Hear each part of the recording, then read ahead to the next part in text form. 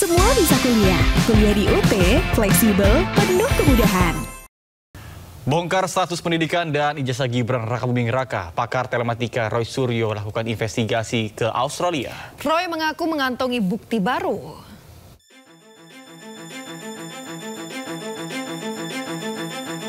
Polemik latar belakang pendidikan Wapres Gibran Raka Buming Raka kian memanas setelah digugat Subhan Palal terkait ijazah Gibran yang menurutnya tidak memenuhi persyaratan sebagai cawapres.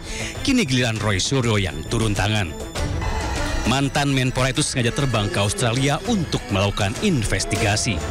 Selama di Australia, Roy mengaku menelusuri beberapa tempat, termasuk University of Technology Sydney atau UTS. Dari hasil penelusurannya, dengan tegas Roy mengatakan 99,9% Gibran tidak pernah tercatat sebagai lulusan resmi.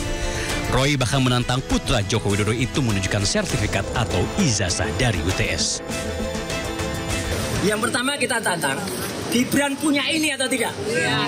Saya hakul yakin 99% yakin dia nggak punya. Dia nggak punya. Kalau alasannya hilang, bisa dapat dari sana sebenarnya, kalau ada. Dan yang kedua yang kita tantang adalah, kita desak Kementerian Pendidikan Dasar Menengah untuk mencabut surat ini. Karena tidak mungkin ada surat ini kalau dia tidak punya sertifikat. Selama melakukan investigasi, pakar telematika itu juga mengaku bertemu sejumlah alumni UTS. Kepada Roy, mereka mengaku tidak mengenal Gibran. Roy juga menegaskan bahwa program InSearch di UTS bukan jenjang pendidikan S2, melainkan program kursus bahasa Inggris. Dan menurutnya, Gibran tidak pernah menyelesaikan program tersebut. Dari Tangerang, Banten, Hasnugara Ainus melaporkan. Menanggapi temuan Roy Suryo di Australia, Wakil Ketua Umum Relawan Jokowi Mania Andi Azwan mengatakan yang dilakukan Roy di Australia hanyalah jalan-jalan saja. Ketika dia berkunjung berdharma wisata ke Sydney, Australia, dan melihat sekolah Mas Gibran, ke UTS InSearch, dan juga ke kampus UTS. Menurut saya, itu adalah kegiatan yang hanya sekedar untuk jalan-jalan saja. Kenapa? Karena apa yang Roy Suryo lakukan itu tidak tepat sasaran. Ketika dia berkunjung ke UTS InSearch, dia tidak langsung bertemu dengan katakanlah pengurus administrasi dari UTS InSearch, tapi hanya di depan UTS InSearch. Kalau ini kita melihat bahwasannya yang dilakukannya itu adalah membuat suatu framing saja, ya, bukan mencari kebenaran yang hakiki itu sendiri. Pemirsa, sidang mediasi informasi ijazah Jokowi berlanjut ke tahap pembuktian. Hal ini dilakukan setelah kedua belah pihak menolak untuk mediasi.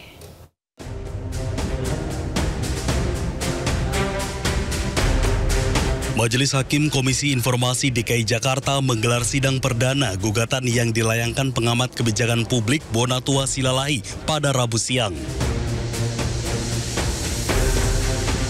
Bonatua menggugat Lembaga Kearsipan Daerah atau LKD Jakarta lantaran tak memiliki salinan ijazah Jokowi yang digunakan mendaftar sebagai calon gubernur DKI Jakarta 2012.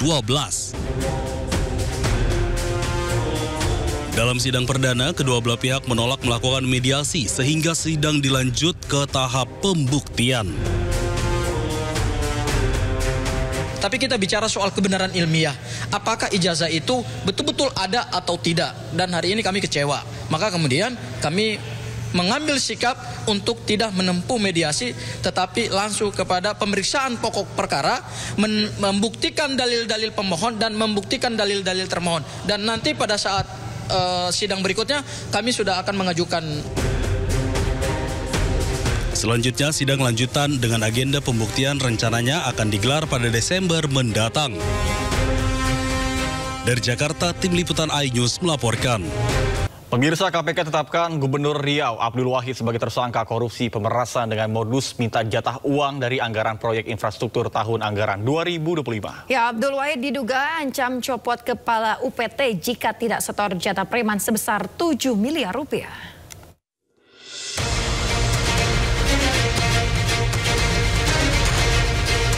Komisi Pemberantasan Korupsi resmi menetapkan Gubernur Riau Abdul Wahid sebagai tersangka usai terjaring operasi tangkap tangan atau OTT pada Senin 3 November lalu.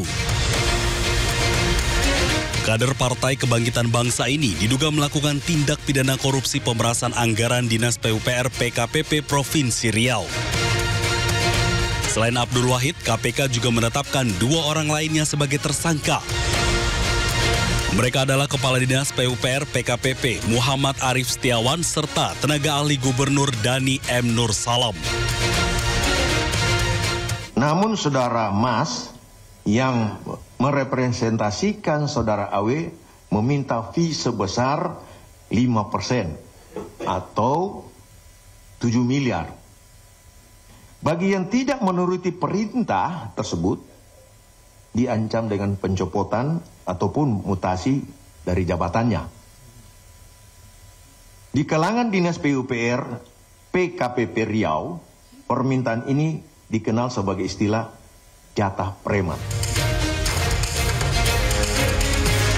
Kini ketiga tersangka ditahan selama 20 hari terhitung Selasa 4 November 2025 sampai dengan 23 November 2025. Dari Jakarta, Tim Liputan iNews melaporkan.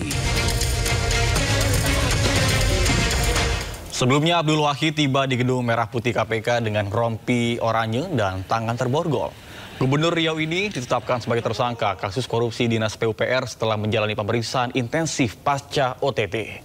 KPK juga turut menyita sejumlah uang dalam pecahan rupiah, dolar Amerika Serikat dan juga pound sterling setara 1,6 miliar rupiah.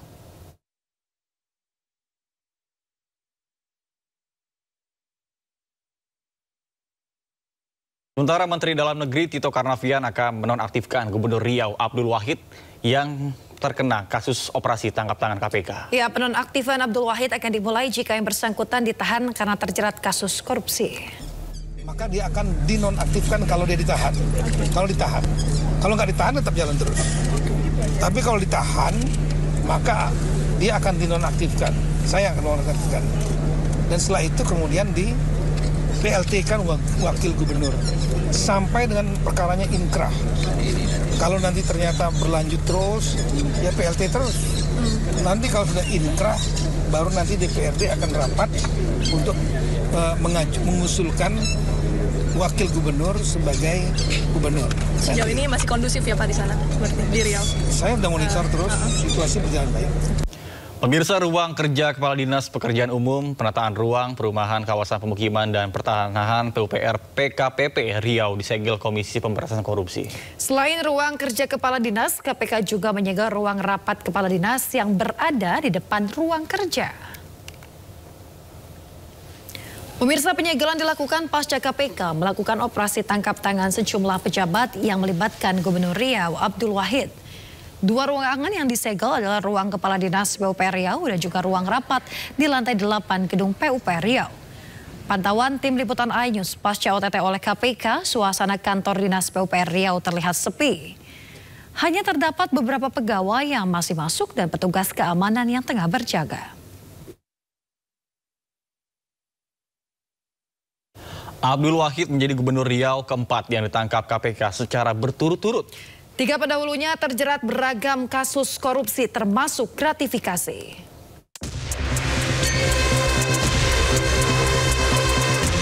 KPK menjaring Gubernur Riau periode 2025-2029 Abdul Wahid dalam operasi tangkap tangan.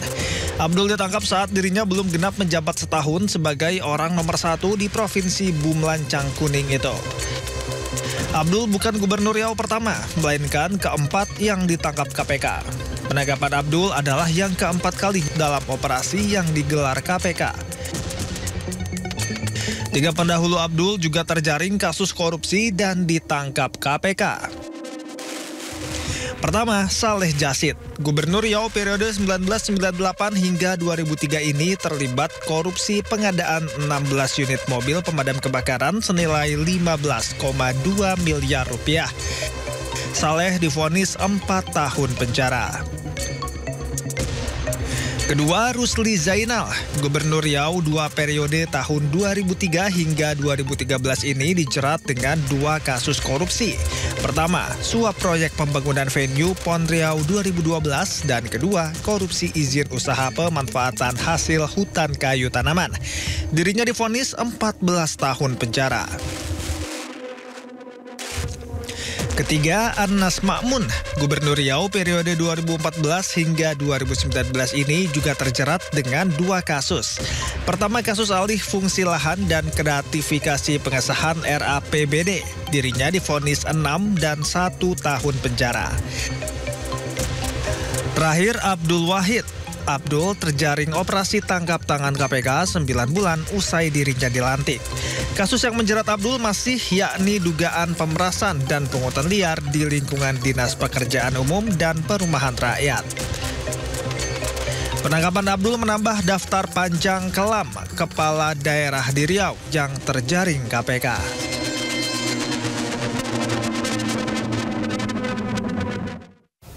Komisi Pemberantasan Korupsi menyatakan bahwa penyelidikan dugaan markup kereta cepat Jakarta-Bandung atau WUSH masih tetap berjalan. Meski Presiden Prabowo Subianto menyatakan akan menanggung utang WUSH, namun Wakil Ketua KPK Johanis Tanak menegaskan penyelidikan dugaan markup proyek WUSH tetap berjalan. Penyelidikan dilakukan guna memastikan ada tidaknya dugaan tindak pidana korupsi terkait proyek tersebut. Tanak meyakini Presiden Prabowo akan legowo menerima jika ditemukan dugaan tindak pidana korupsi karena pemberantasan korupsi juga menjadi salah satu program unggulan Presiden. Mereka kan cuma menyelidik saja untuk mengetahui ada tidaknya suatu perbuatan tindak pidana korupsi. Ya kan? Kalau tidak ada ya selesai.